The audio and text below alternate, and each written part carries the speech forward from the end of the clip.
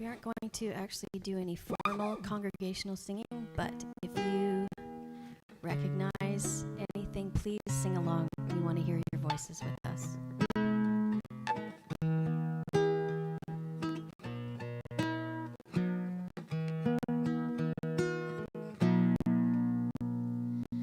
Why should I feel discouraged? Why should the shadows come? Why should my heart feel lonely and long for heaven and home when Jesus is my portion? A constant friend is He. His eye is on the sparrow,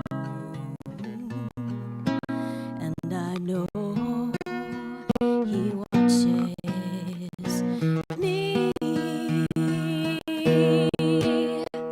I sing because I'm happy. I sing because I'm free. His eyes on the sparrow, and I know He watches me. Sing it with us. Amazing grace, how sweet the sound that saved a wretch like me. I once was lost, but now am found. Was blind, but now I see. Through many dangerous toils, through many dangers, toils and snares, I have already come. 'Tis grace that brought me safe thus far, and grace will lead me home. When we've been there, 10,000 years, bright shining as the sun, we've known lost days to sing God's praise. Then when we first begun,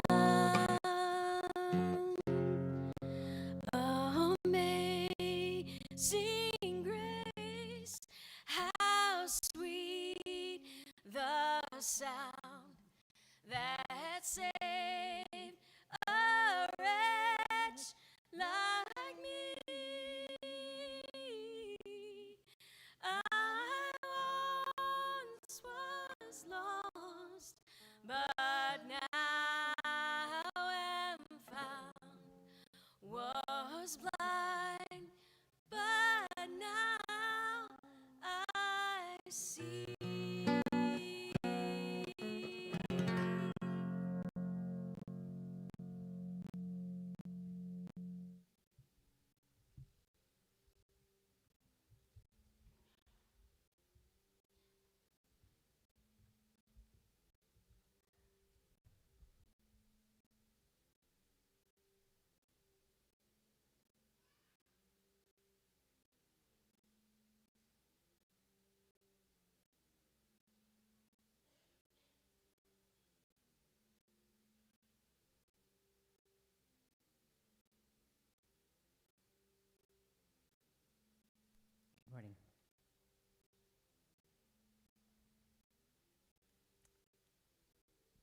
name is Jeffrey Trotter. Haley's asked me to give the eulogy today from the vantage point of my 24-year friendship with Bill. And as I tell some stories and paint a picture of the Bill that I knew, I hope that I will do justice to some of the qualities which defined him for me, things like his generosity and loyalty, his servant heart, his intelligence, his wisdom, his vision, and his technical skills and creativity. And as those came together, his high capacity and commitment, both to his work clients and his personal relationships, and his ability to carry those responsibilities gracefully, even amidst high demands and uncertainties and stresses which were part of his journey. And it's possible that as I share, as I have been already, that I may be overcome with emotion, but I know that this is a safe place, full of people who have shed many tears, like me, not just over the last 4 weeks since Bill's passing, but over the 5 years that his life intersected with cancer. So if I trail off again and have to recompose myself, don't feel uncomfortable. We'll just work through our emotions together. My first memory of Bill is at UBC, at the University Christian Ministry Fall Retreat at Mount Seymour in September 2001. Bill was in second year, just like me, and he was new to UBC because after graduating from Nanaimo District Secondary, he'd done his first year at Vancouver Island University before transferring to UBC's prestigious Sauder School of Business. Bill was fun and funny, quick to laugh, and clearly very fond of Haley, his high school sweetheart. Bill and Haley, as well as myself and my now wife Karen, were all deeply involved in UCM through our undergrads.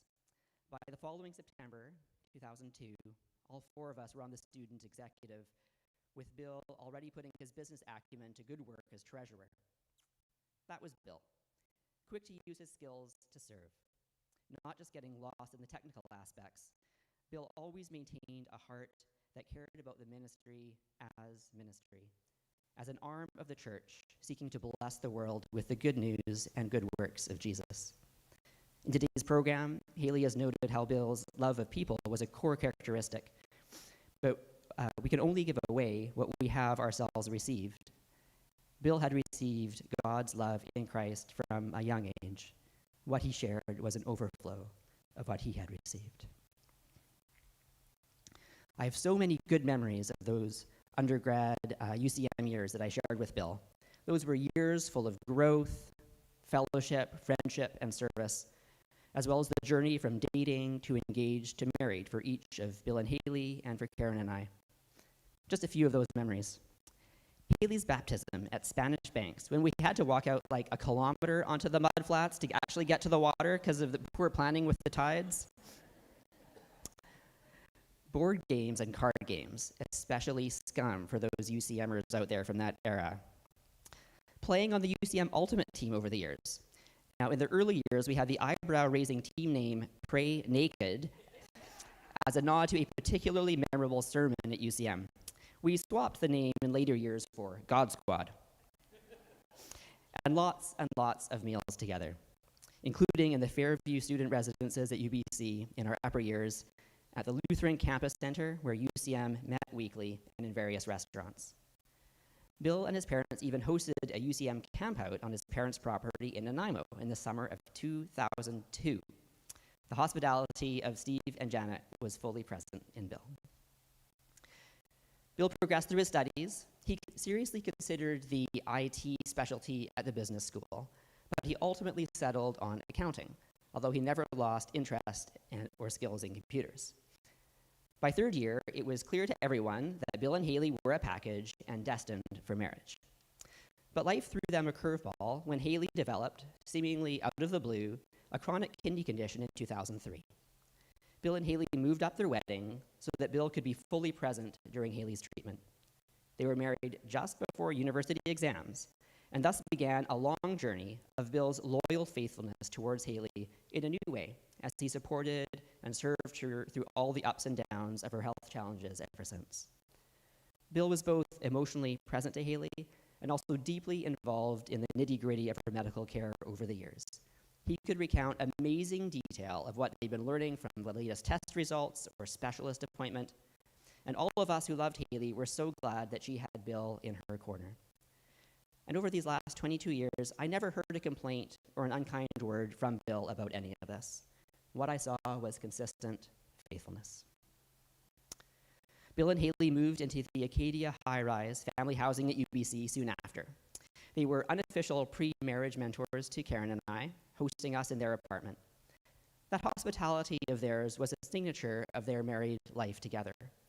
They loved to sit and talk with friends old and new, play board games, especially Settlers of Catan or Nintendo 64. They were a perfect hospitality mix. Haley with her upbeat, curious, fun-loving self, and Bill, he often brought the food. He was proud of his kitchen knives and loved to make good food to serve to others. We enjoyed the blessings of reciprocal hospitality many times over when Karen and I were married and also moved into the Acadia high-rise ourselves, just a few floors below. Eventually, we all graduated and ventured into the work world. Bill completed the grueling years of his CPA public practice apprenticeship at a major accounting firm and passed his qualification exam on his first try. Bill and Haley moved to an apartment on Alberta Street and eventually another home further south, each of which they continued to host in regularly. And in 2008, by God's providence, and despite a kidney condition and medications and a first kidney transplant, Haley became pregnant. And Rebecca was born within 4 days.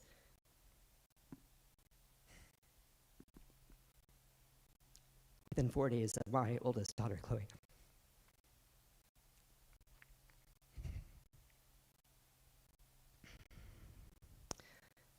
Lives became busier as parenting was added to work. And we certainly did not see Haley as often now that we were constrained by baby naps. But when we did get together, whether on Sunday mornings at church or elsewhere, we were always met with a happy to see you reception of longtime friends. We always felt like we had a relational home with Bill and Haley.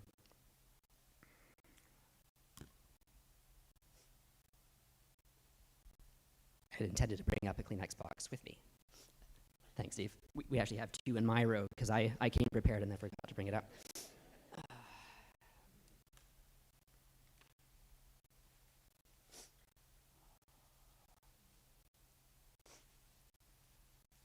You can see why I gave the disclaimer about tears. Once he earned his full CPA, Bill's entrepreneurial spirit came to the fore. Knowing Bill's parents, it's not at all surprising that Bill would have the adventurousness and can-do attitude to trade secure employment for the risk, reward, and relative freedom of running his own business. Bill purchased his uncle's accounting practice and worked very hard in the ensuing years to build it up, especially during tax time every year. Bill and I were then invited into a leadership development cohort at our church, then Point Grey Community Church, now known as Redemption Church, and were invited to join the board in around 2010, where we served together for maybe 7 or so years. Bill's heart was always for the church, writ large. He had a settled desire to use his accounting and computer skills to be a blessing both to his business clients who would pay him, but also to his church and elsewhere where he volunteered. When our church discontinued its in-house business manager role, Bill offered for his accounting firm to pick up the accounting function at below market rates, a role which it played until the end of 2024. Bill's computer and accounting skills came together through his business. Bill ran a totally electronic, customized, in-house electronic online payment and approval system where everything integrated a decade before COVID transitioned the world in that direction. Many of you in this room may have met Bill through his accounting business, but Bill became for you not just your accountant, but a trusted advisor or a business partner, or perhaps, through the portal of the work connection, your friend. In these years, Bill and Haley received a second divine gift when their second daughter, Leah, arrived. The same faithfulness with which he had exhibited towards Haley in her illness, he now shared with Leah, who arrived very early. By God's grace, Leah thrived, and the Atkinson family of 4 grew in stature and in love. Bill had a special love for these three women who God had given to him to love, provide for, protect, and serve. And I know that Bill remained a faithful and supportive son and brother. Bill and Haley bought and moved into their Burkeville home in January 2011, and it grew as a hub of hospitality. They loved to have people over and invested in a swimming pool and equipment to cook and host in their backyard. Many of you in this room were beneficiaries of that hospitality. You felt loved by Bill and Haley. Whether we visited the Atkinsons in Burkeville, sometimes with children in bathing suits, or hosted the Atkinsons in Vancouver, there were often games of Settlers of Catan. And Bill loved meat.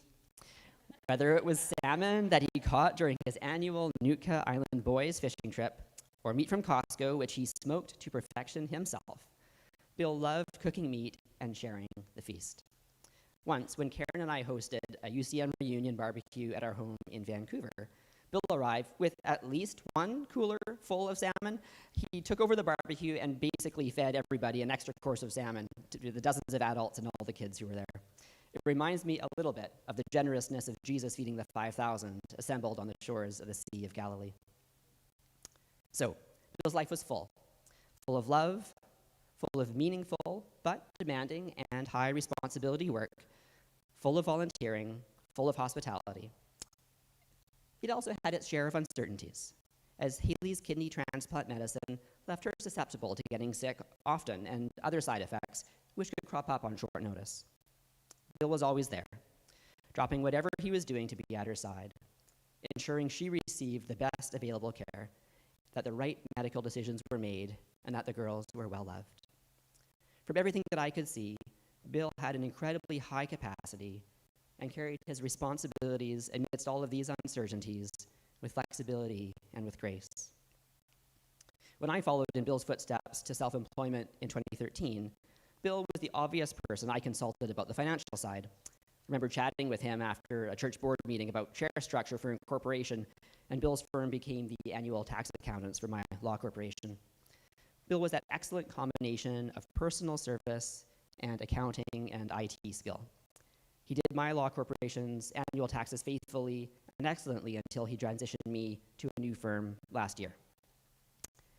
And of course, the reason why Bill referred me out to another accounting firm in 2024 was that thing that I haven't spoken about yet, cancer.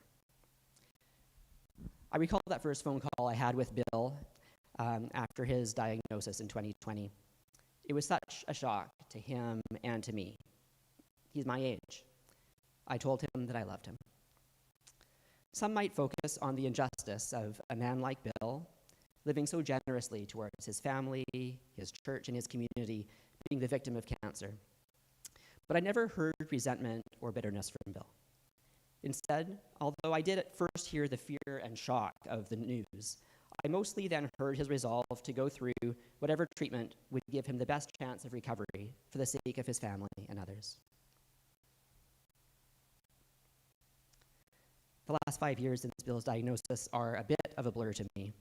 Between COVID, the various ups and downs of his cancer journey, my own daddy brain from my youngest two children born in 2018 and 2019, I know that Bill went through chemo and radiation. I know he reached remission, but it did not last as long as any of us hoped. Through it all, Bill resolved to live whatever time he had fully. He continued to prioritize meaningful time with his family, with trips to Hornby, Mexico, and the UK. Bill treasured these, and you've seen a number of photos of them this morning. I did get to ride in Bill's Porsche once when he picked me up to go for brunch.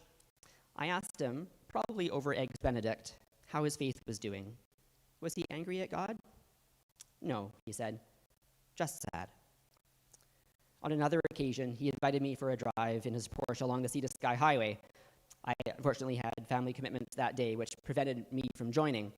He sent me photos after of the beautiful sunset with his car. They were worthy of a magazine. I missed out that day. Bill continued to work and volunteer as much as he was able. He served on the board of Regent College. His firm continued to do the accounting for Redemption Church, even as his own family was transitioning to Christ City, where his girls had been attending youth group. Bill did not retreat into only working for money, even as his time grew shorter and his energy less. Adversity demonstrates what is inside of us. And in Bill's adversity, his generosity and his hospitality continued. During an evening double date and Settlers game at Bill and Haley's home in early August last year, Bill enjoyed sharing samples of the scotch which he and Haley had brought back from their recent trip to the UK. He spoke thankfully for the ability to make that trip. But I got another call from Bill a few weeks later. He just returned from what would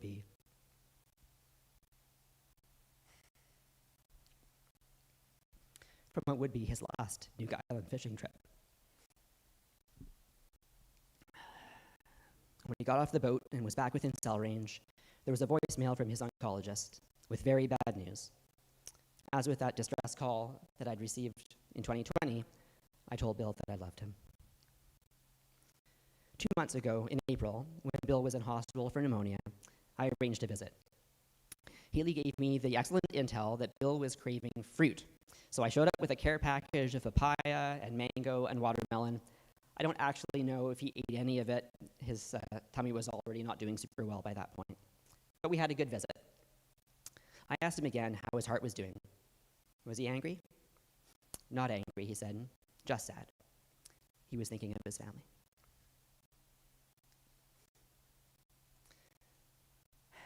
So today is a celebration of Bill's life.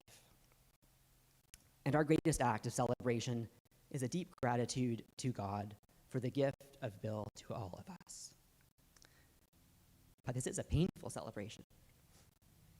It's painful because just as we let ourselves feel the full measure of God's gift to us in Bill, we feel the full measure of our loss. But for those of us who trust in the grace of God in Jesus, as Bill did, we do not grieve as those who are without hope. Our grief is real, but our hope is stronger than our grief.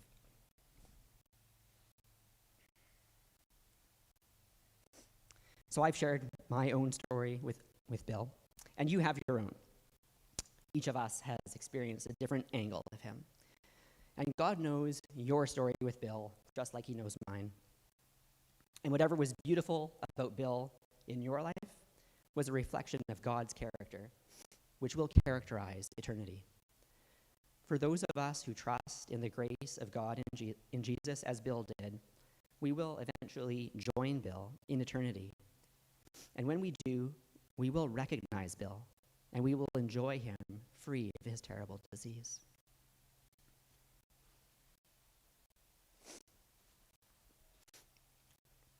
When I said goodbye to Bill for the last time at the hospital on his final Monday last month, I told him that I loved him and that I would see him on the other side.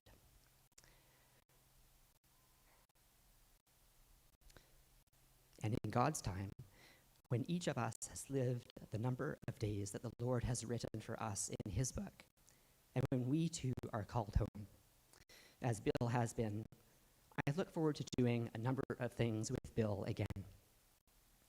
I look forward to going on that drive with Bill in his Porsche that I missed out on last year. I look forward to sharing many meals full of fellowship with Bill and friends old and new. I look forward to playing ultimate frisbee with Bill again, and Bill will be able to throw and catch and run in a restored body, because cancer will then only be a distant memory, in that place where God will wipe every tear from our eyes, and where there is no more death or mourning or crying or pain. And I look forward to playing Settlers of Catan with Bill again.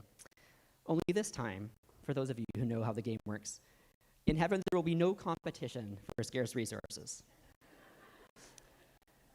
Because Scripture tells us that Bill's future is in a place where the river of life flows from God's throne, down the middle of the great street of the city, watering the tree of life which bears fruit year-round. There is no scarcity for Bill now.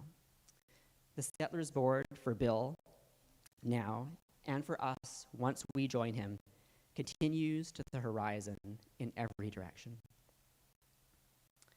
And so, Lord of heaven and earth, we entrust Bill to you. We also entrust ourselves to you. Be present to us in our grief. Thank you for the gift of Bill's life that we celebrate today, even through our tears. And we pray these things in the name of Jesus. Amen.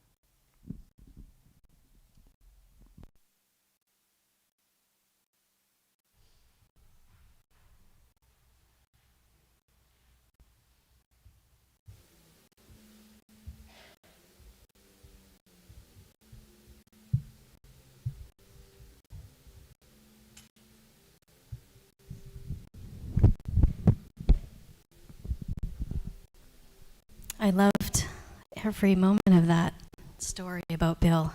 And I especially loved how when he was saying the most serious things, the craziest pictures were coming up. I didn't get to go for a ride in Bill's Porsche. But when I think about Bill, I do think about what an amazing friend he was and how he was always there for you when things got tough. When things were tough for me, he showed up to help make things easier, including and not limited to a very snarky phone call to the CRA. So when the time came that he needed a hand, he had already set a precedent, and it was beautiful to see and hear how many people showed up for Bill. That was really amazing. And I mean, we need each other. We need each other. We're not getting out of this alive. And I don't mean this building in particular, but who knows, right? But I just we wanted to do a song to honor that the friendship that Bill showed so many of us, and that we can continue as a legacy, really, to each other.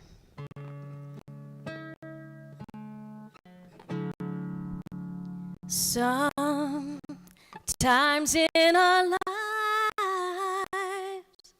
we all have pain, we all have sorrow,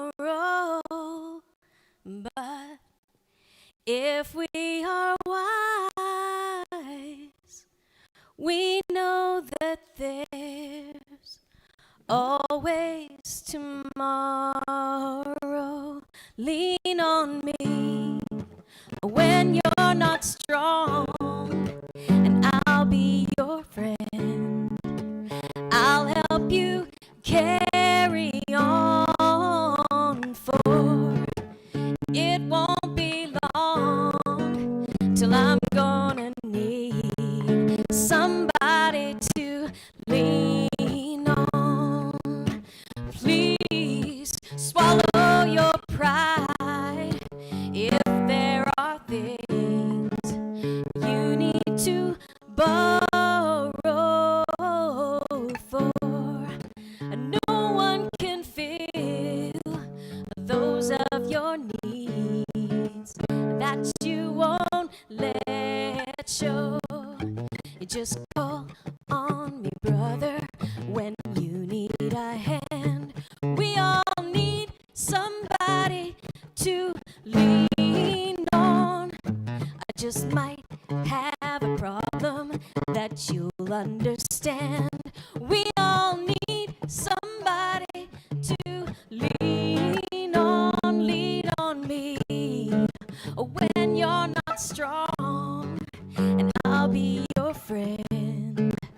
I'll help you carry on, for it won't be long till I'm gonna need somebody to lean on.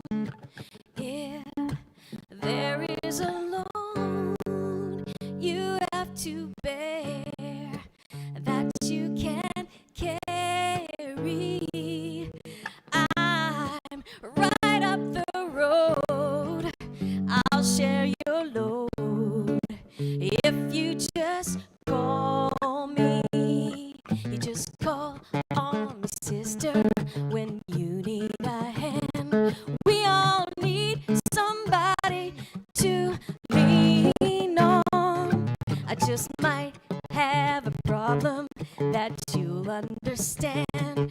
We all need somebody to lean on. Lean on me when you're not strong, and I'll be your friend. I'll help you carry on, for it won't be long till I'm gonna need somebody to lean on. Call me, everybody, call me, call me, call me, call me, call me, call me, call me. Lean on me when you're not strong, and I'll be your friend. I'll help you carry on, for it won't be long till I'm gonna need somebody to lean on.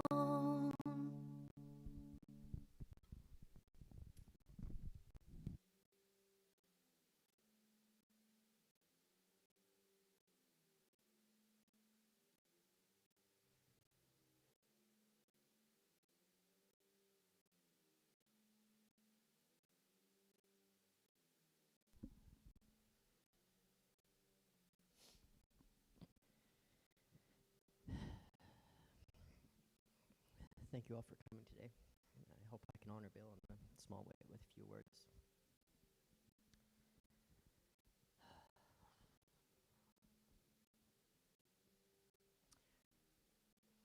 Throughout all this, I've heard a resounding message of Bill's generosity to others.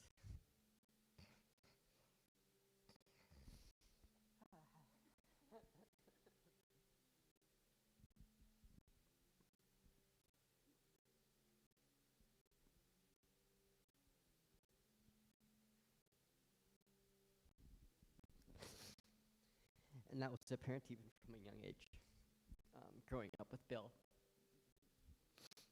he was always a model son to his parents. Had an unbelievable ability to always do what he was asked.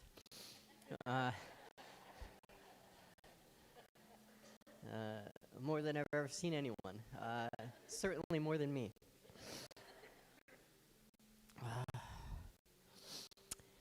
He was the most generous person I've ever known, with his time and his ideas. His help was instrumental in our family.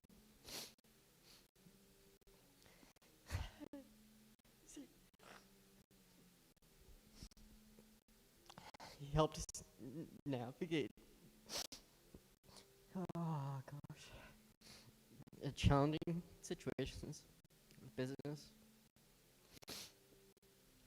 And I'm thankful that he was always here to talk things through when life became challenging.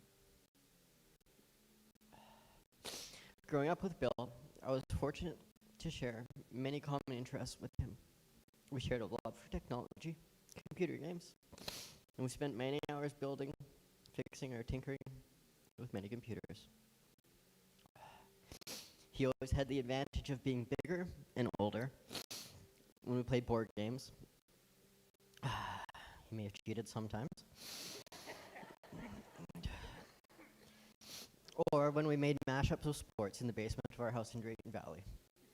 One of those, which I recall, where we played baseball with a ping pong paddle and badminton birds as a ball. As we grew older, he always included me. He never became too cool to hang out with his younger siblings.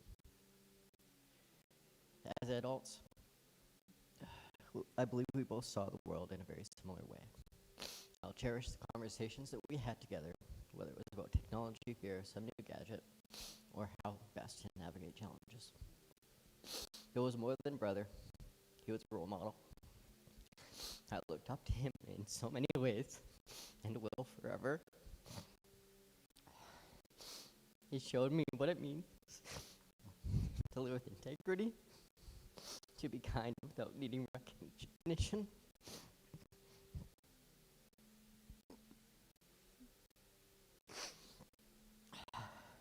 and to stand strong in the face of hardship.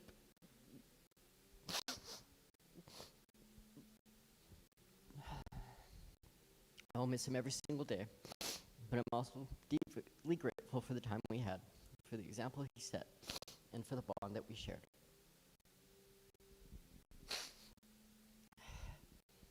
To Bill, I'm honored to be your brother. I'm thankful for everything you gave to all of us, for the love you always showed. You deserve more time, but you filled the years you had with meaning, and you'll never be forgotten.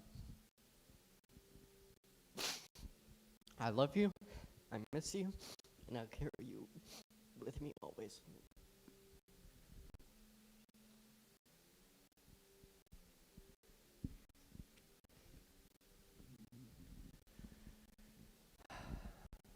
Well, it's an honor to be here. My name is Caleb Evans. I had the privilege of growing up with Bill.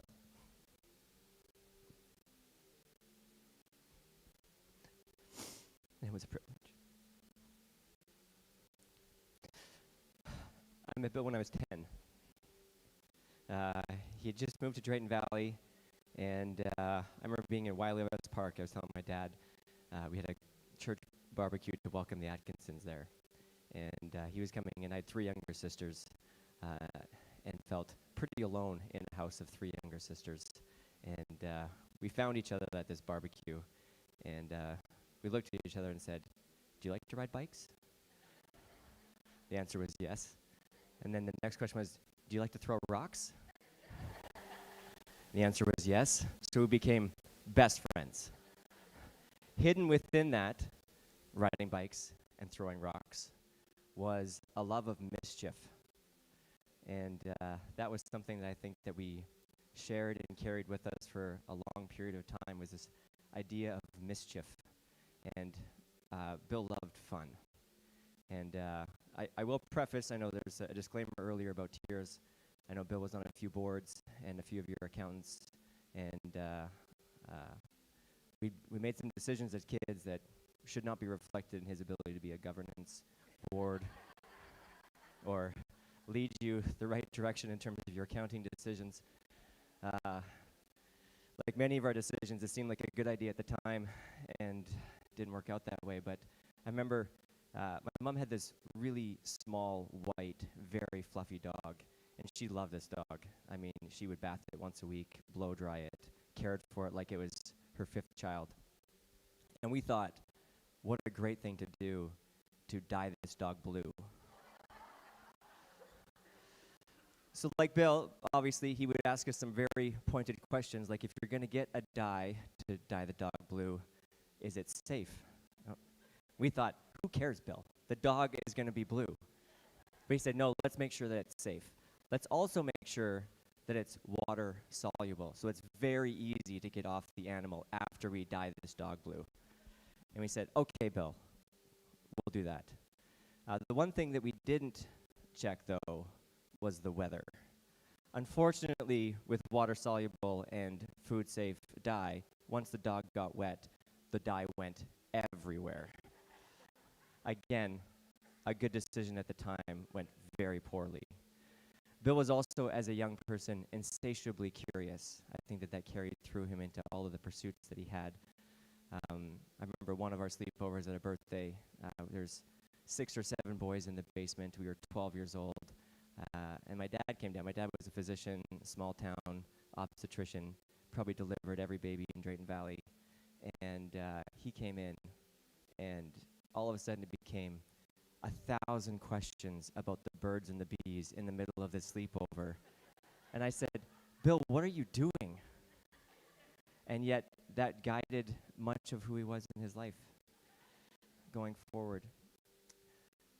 Bill accepted everyone where they were at. He loved them. He loved me. I don't think he liked golf very much, but he knew that I loved golf. And he would, every day in the summer, we would get on our bike, ride to the golf course, and we would just spend the day there. And they were glorious days. I reconnected with him after he moved away to Nanaimo. We went on the golf course, and it was like being 13 years old again on the golf course. He still played a wicked slice 20 years later. Didn't quite figure that out, but it's okay. Generally, as kids growing up, you have 3 dreams for your life. First dream is what you're going to do when you grow up.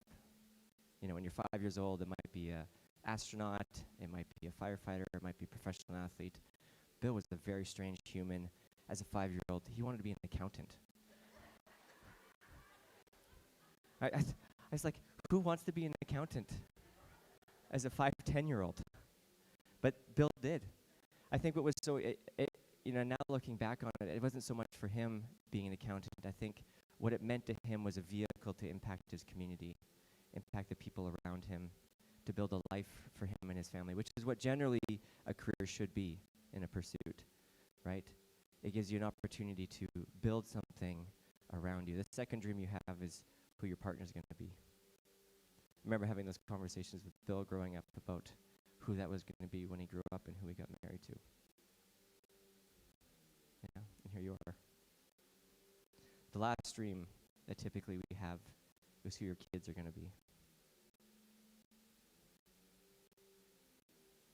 And here you are. Amongst all of that, the dreams that we have for our lives pale in comparison to God's dream for our lives. Every one of us here, God has a bigger dream for your life. Bill knew that. Bill lived that. Bill got to experience that. His dream included the 3 of you here. Don't forget that. Thanks for letting me share. I'm supposed to invite his favorite brothers-in-law. I hope that there's just the 2 of you, or else there's a joke somewhere, but welcome. Thanks, Caleb. We have, Haley told us to make it short and light, which is tough to, tough to both write and deliver while crying. But we'll do our best here. So, I'm Adam. This is Warren. As Caleb said, we're Bill's brothers-in-law and some of the lucky ones who got to see the side of Bill that some of you may not have. The fisherman, the gearhead, the quietly hilarious guy who slowly and somehow completely became not only one of the boys, but one of our best friends. When Bill first joined our family, Warren and I weren't quite sure what to make of him. He was polite and smart and well-behaved. Like Ben said, did what he was supposed to do. And worst of all, he was suspiciously agreeable to everything my sister said. So being the brother-in-laws that we were, we gave him a fake set of balls for his wedding. Because frankly, we assumed Haley had confiscated his. But that's the thing about Bill. Beneath the quiet exterior was this layered, thoughtful, wickedly smart guy with a very silly sense of humor. He didn't move fast unless there was a fish on the line. But when he committed to something, he went deep. He loved precision. He loved projects. He loved learning. As has been pointed out, he barbecued and smoked meat like a pro, collected fine whiskeys, crafted ginger beer and kombucha like some kind of frontier pharmacist, and had a knife sharpening setup more advanced than most surgical wards. He played Call of Duty like a champion, and he used Excel for absolutely everything. Trip planning, gear logs, checklists, kombucha calculators I found yesterday. I'm pretty sure if you looked hard enough, we'd find a spreadsheet titled How to Be a Better Brother-in-Law. And there was Silly Bill. We saw lots of pictures of his smirk and smile. At one point, he even suggested we taxidermy him when he passed so we could keep a life-size Bill in the house forever. It was weird, it was funny, and it was very, very Bill. Good job, Caleb, by the way, coming up without any notes. I gotta go by the book. Yeah, I'm not really sure when it happened. Probably sometime after we thank Bill for taking Haley off our hands. He soon integrated completely into our clan. He became a key member of the boys' fishing trips, drinking whiskey and playing video games after all the wives and kids went to bed. He was being goofy and joining in on the gentle teasing that's part of being a Wonderlick. But, you know, his steadfast support for Haley through her health journey and being an amazing father cemented him as a person I deeply respect and love. Bill was a fearsome Call of Duty player. I think we logged something like 2,000 hours playing with Haley. PlayStation actually tracks it, so, you know, it wasn't that hard to find. He was always a star player. He always had the most points, and he had the best K over D. As Adam hinted, above all, for all of Bill's skills and positive attributes, being organized and clean on a boat was not one of them. Nonetheless, he always caught fish and thoroughly enjoyed the experience. There were some lost nets, some lost sunglasses, some lost balance along the way. I tried to use ChatGPT to come up with a little poem of Bill, and I just selected the last verse here. For though he began in a storm of mistakes, he mastered the coast and the risks he'd take. From bumbling starts to a king of the hook, Bill reigns with his rod in the land of Chinook.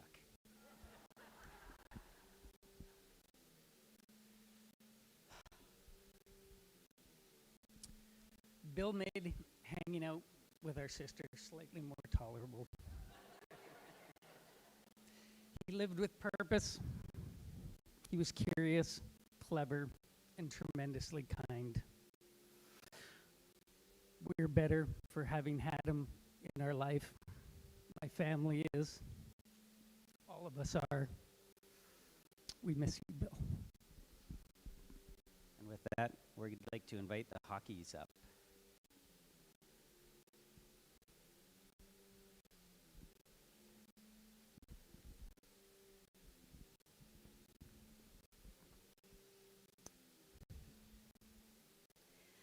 My name's Lilac. This is my husband, Chris.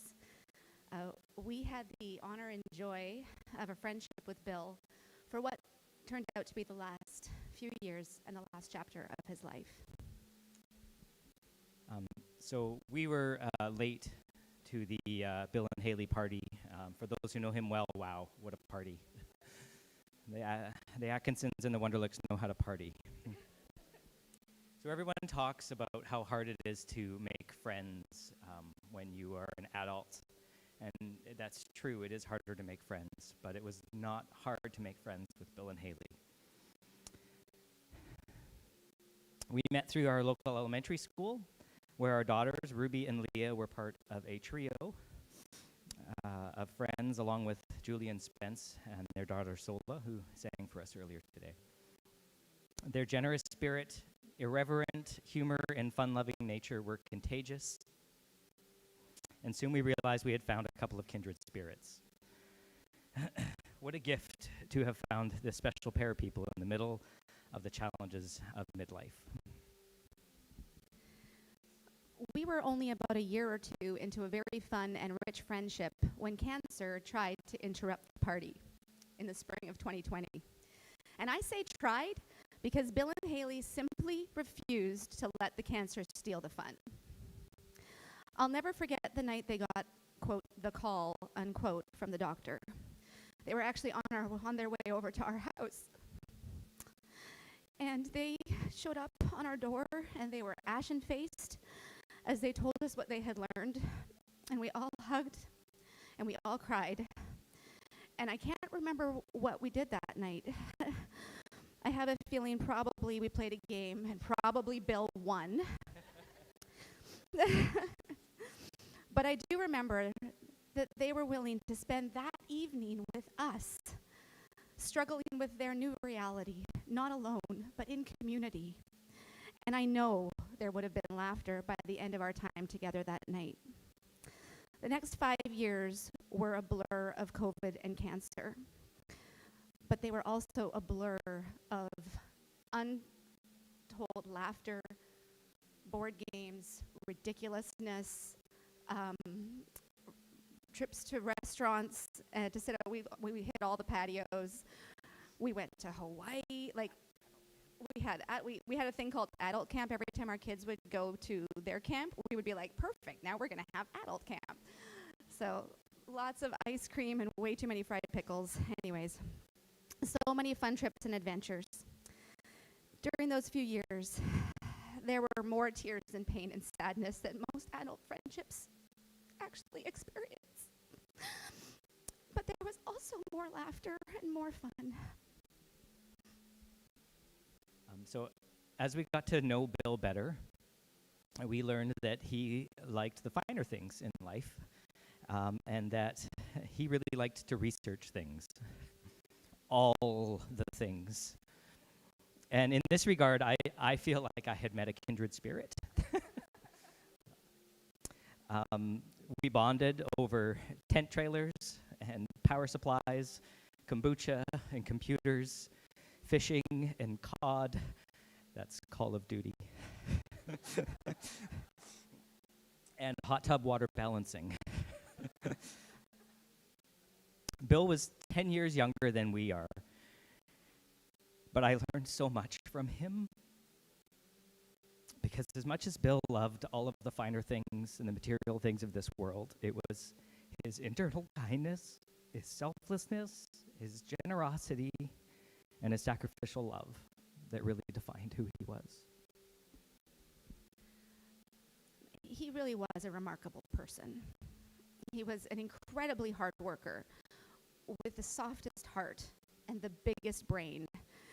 And he used all of those innate gifts to pour himself out and to serve and love his wife and his children and his family and friends, his clients, and anyone who happened to come in contact with him.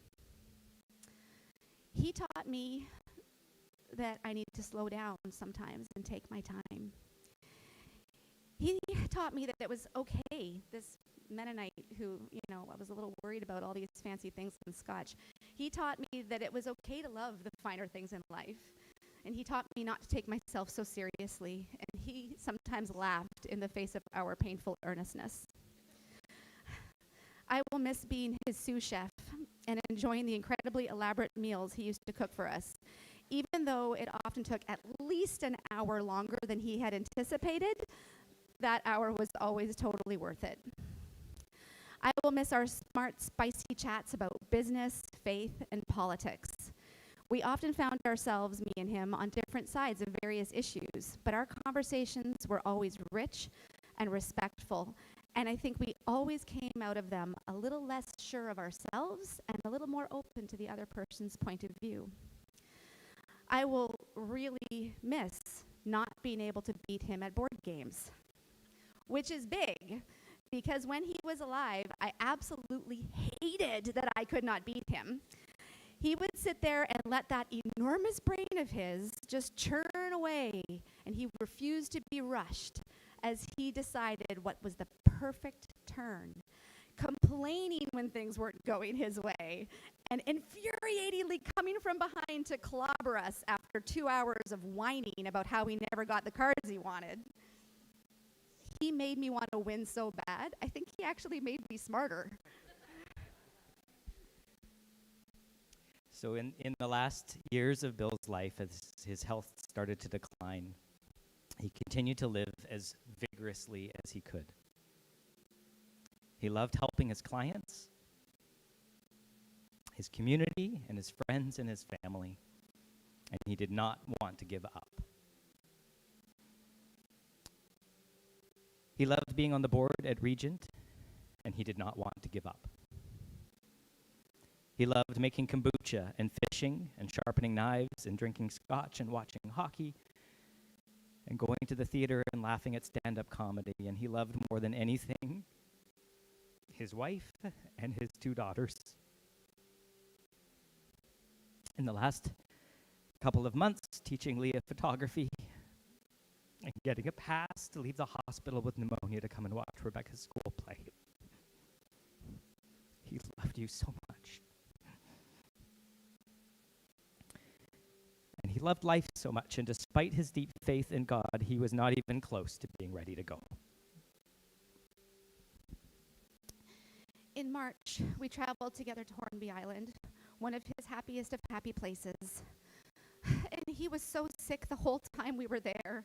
It was really hard to see him not be able to take part in all the things he enjoyed so much. One day, I walked down to the shoreline at Middle Bay and watched the waves, and I wept for the loss of Bill, even though he was still with us. And as I sat on the sandstone, this is a poem that bubbled up inside of me. At the time, it was addressed to Bill, who I could see was so sad to be taken away so early from the life he so vigorously loved. As I read it again yesterday, I realized that this poem was actually not only for Bill. It is for every person who mourns him. It is for every person here today.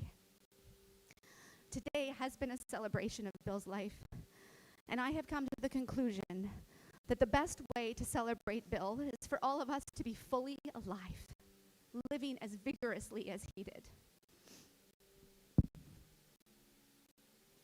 The title of the poem is Middle Bay. And this is for each of you as we mourn him. Did anyone ever tell you? You, my friend, are here, right now, as fleeting and as infinite as a wave in the ocean, and as ungraspable. You, my beloved, are the steadfast math of matter intertwined with the undeniable truth of the soul, held together right now by the sticky web of time. You will never not be. The love that forms the universe holds you, even as the wave of your life crests and sparkles and falls gently back into the sea. I'd like to invite Pastor John Briers for a message and a closing.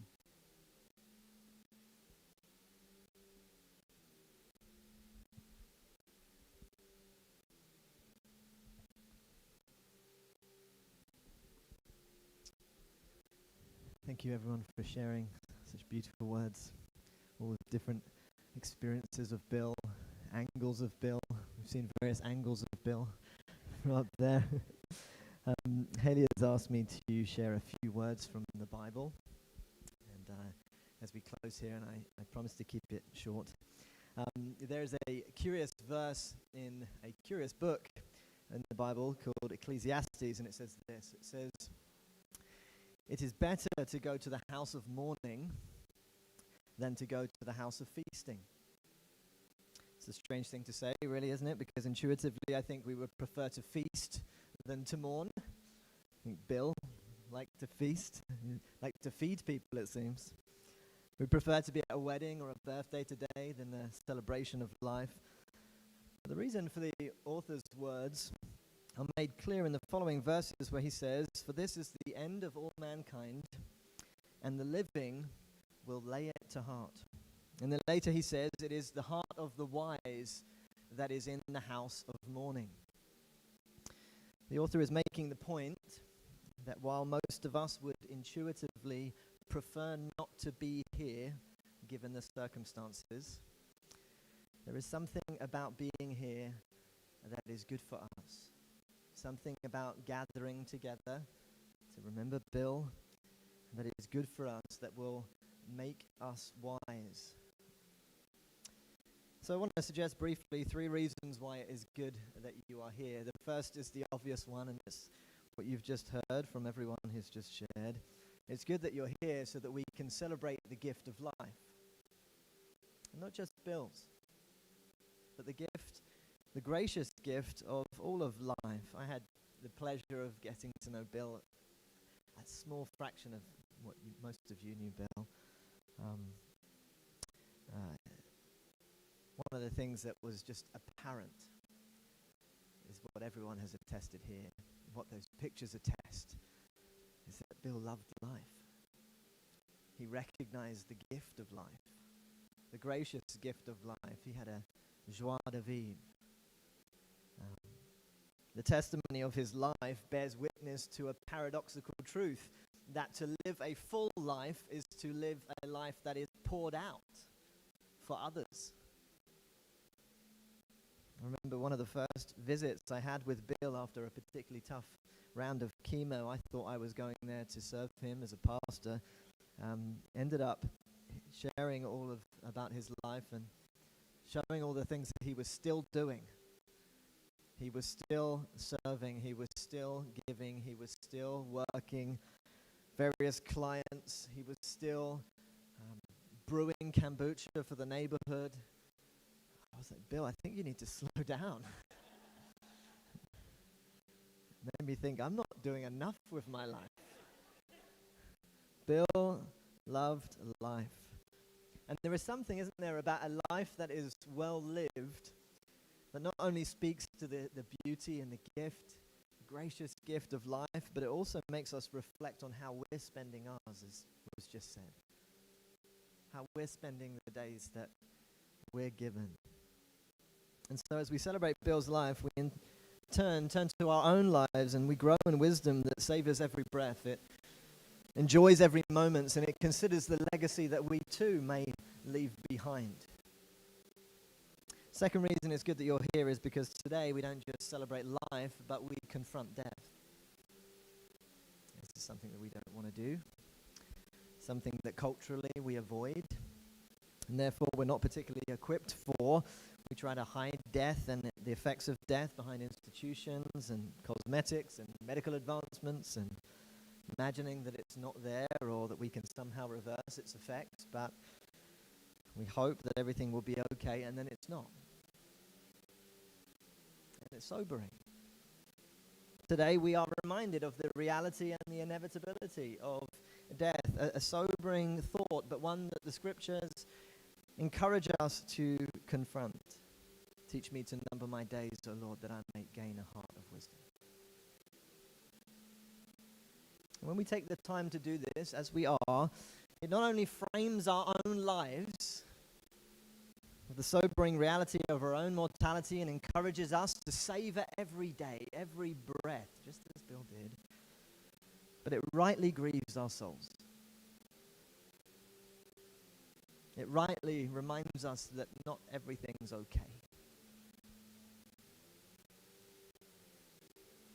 Because while we celebrate the fullness of Bill's life, his death is a reminder that something is broken. As one theologian put, the world is a shattered mirror of divine beauty, still full of life, but riven with darkness. And we feel that today, and it's okay to feel that today. It's okay to feel the weight of it. It's okay to grieve. It's okay to cry the tears. Why? Because we know something is wrong. Because our grieving today joins the chorus of creation that groans under the weight of the fall, and our hearts rightly long in the darkness for a glimmer of hope.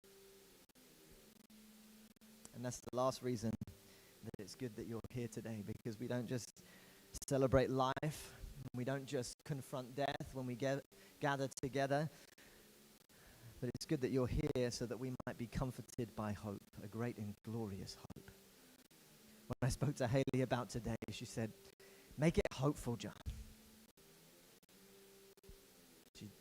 I I asked her what the dress code was, and she said, wear what you like. Well, it's okay to wear black, but my girls are going to be wearing bright shoes, like a glimmer of hope.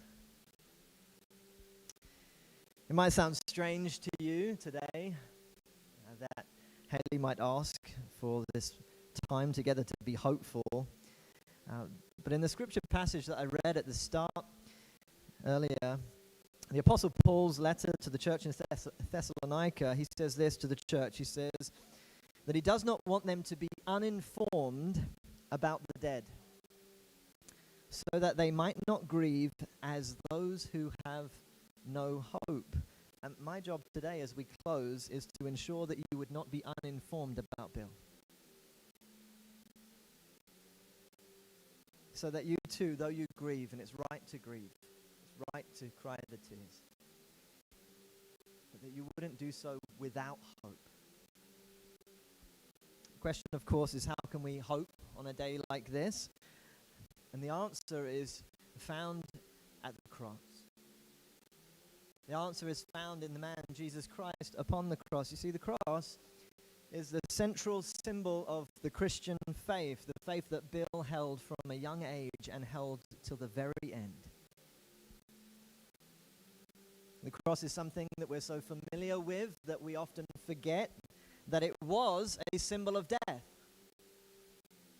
The cross represented not only the worst of humanity in our capacity to kill others, but also represented the fate of all humanity, that we too will feel death's sting. The cross was a symbol of death, but for Bill and for those of us who have placed our faith in Jesus, those of us who are Christians here, the cross is no longer a symbol of death, but it has been forever transformed into a sign of hope. It's not a reminder of death's inevitability, but it is a picture of death's defeat. Because we believe that Jesus Christ didn't only die as all men do, but he did what no other man could do and rose again from the grave. The cross is followed by an empty tomb.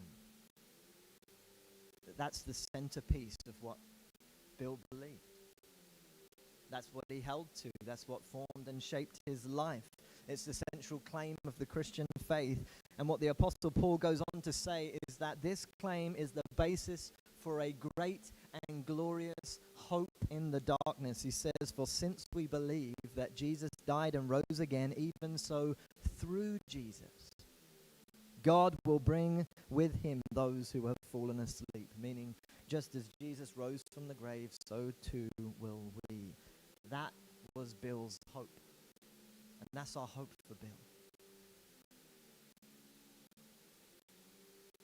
And so Christian celebrations of life, they're different.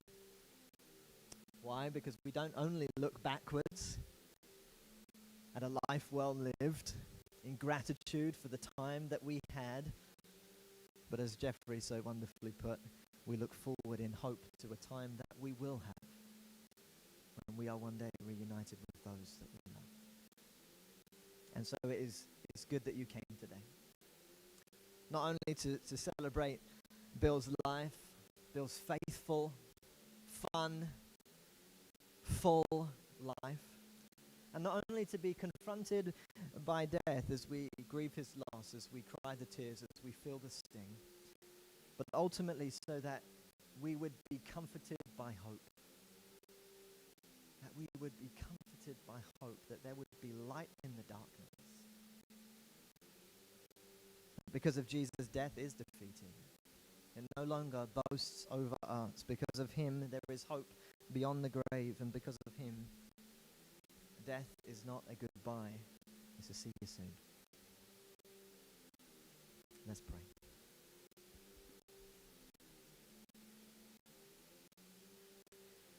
Father in heaven, we thank you for Bill's life. A life that bears witness to your goodness and your grace. And even as you fill our hearts with gratitude this morning, would you also fill them with hope? So that we can rest assured that you hold him now, and through Jesus you will raise him to everlasting life. In the name of your Son. Amen. Amen. Amen.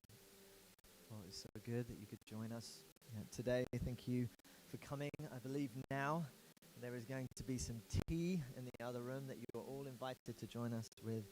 But let me just leave you with a benediction. The Lord bless you and keep you.